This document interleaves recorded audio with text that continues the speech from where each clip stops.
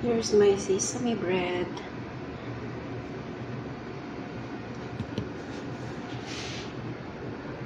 Sobrang crunchy niya.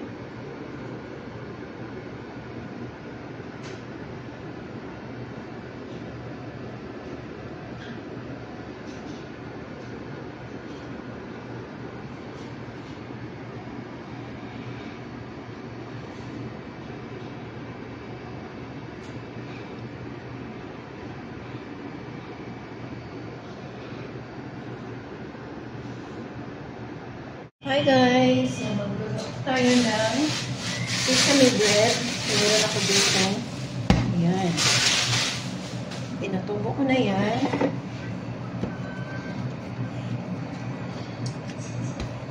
So, ganituhin ko lang siya. Tapos lalagyan ko siya dito ng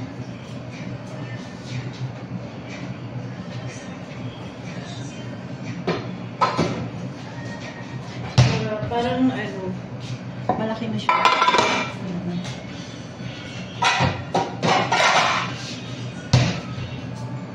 So, lalagyan ko siya ng oil.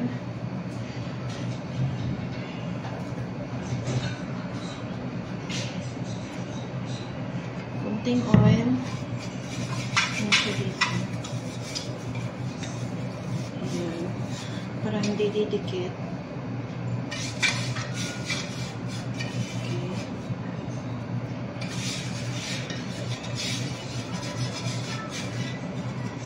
Itong dough na to, gawin ko lang siyang oblong.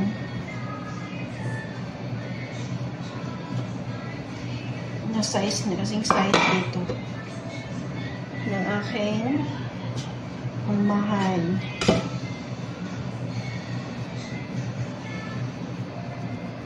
Tapos, lagay natin siya dito. Patubuin natin siya. Kailangan mag-double size siya para perfect. So, takpan natin siya ng... So, ayan, natakpan ko na siya. So, ang gagawin ko dito is hayaan ko siyang 30 minutes para mag-double size. Saka natin siya lagyan ng sesame at saka itlog sa itaas. Tapos, painitin natin yung oven ng mga 160 degree to 200. Nag-double size na yung ating dough. Kuha tayo ng ating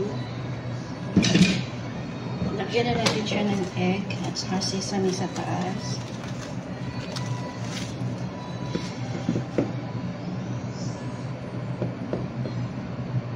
See, nag-double size na siya.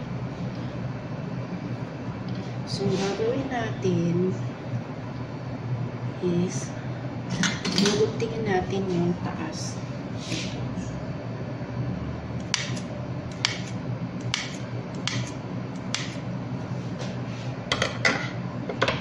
Tapos kuha tayo ng binatter natin na egg.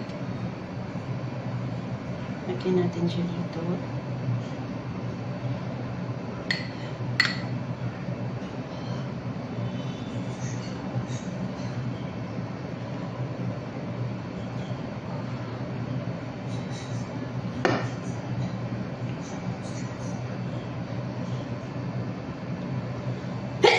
Sorry.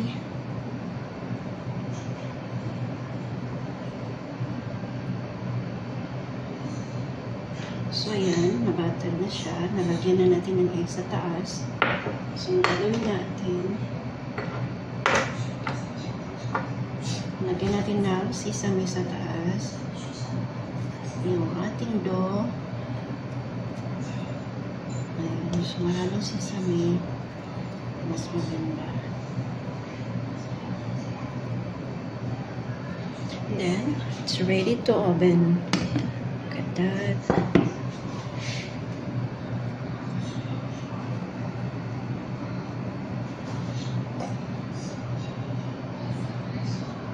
So, ayan. Okay na siya.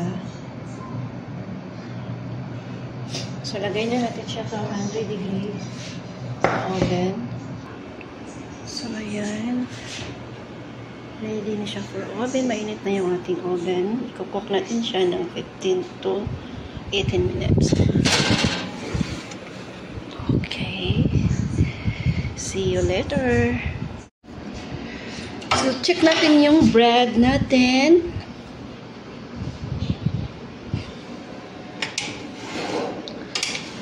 So, ayan. Bumukha na siya.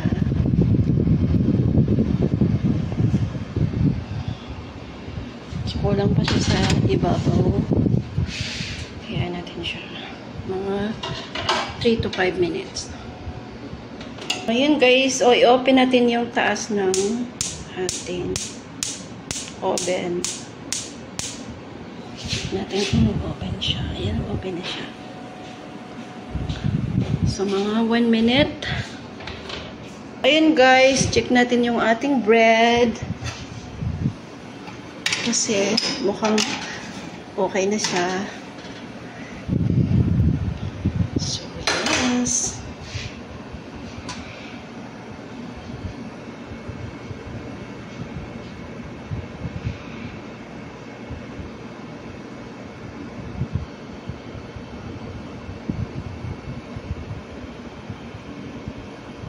So, ayan. Luto na siya. So, pwede na natin siyang tanggalin at patayin yung oven.